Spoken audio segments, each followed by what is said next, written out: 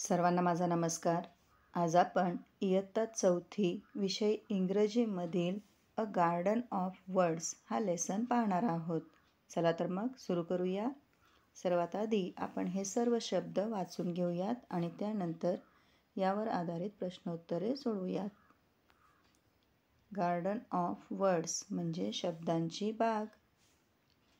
पहिला शब्द आहे अ, and, at, began, but, came, come, could, cry, do, easily, 5, gave, hand, her, I, in, it, liked, looked, many, more, not, now, of, one, only, out, put, quickly, said, shall, she, smile,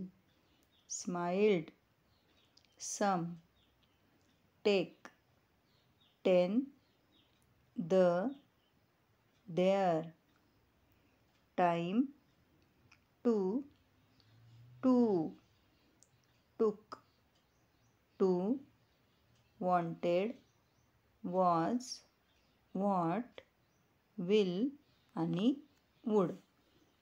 चला आता पुढे जाऊया. प्रश्न काय आहे बघा.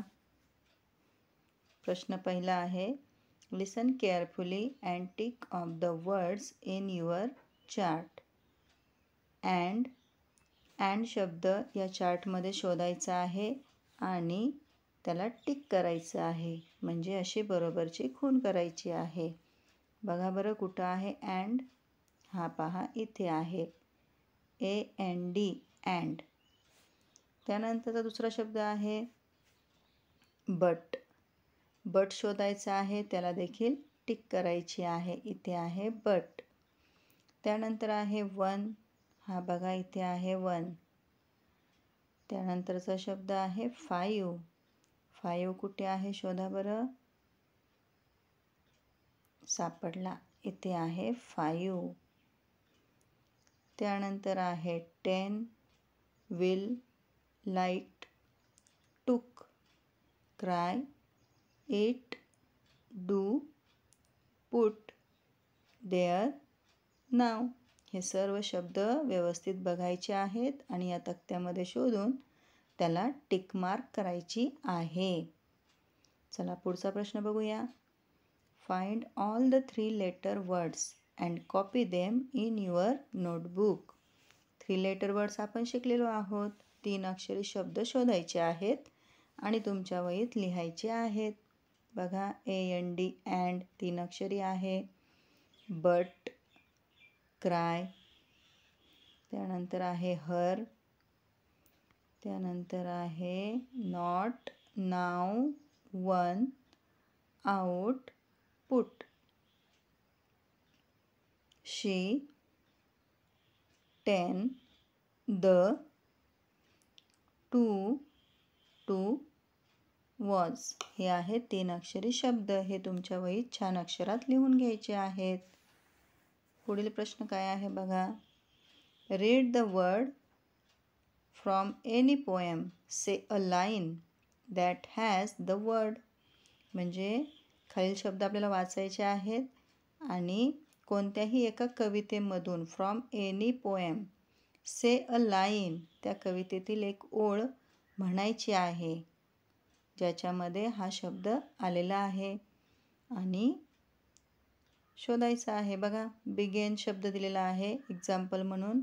And they begin to cry, हे वाक्य त्यांनी कवितेतलं दिलेलं आहे. त्याच पद्धतीने अँड शब्द येणारी कवितेतील एखादी ओळ शोधायची आहे. कोणती येईल सांगा बरं. आपण आता शिकलेली कविता.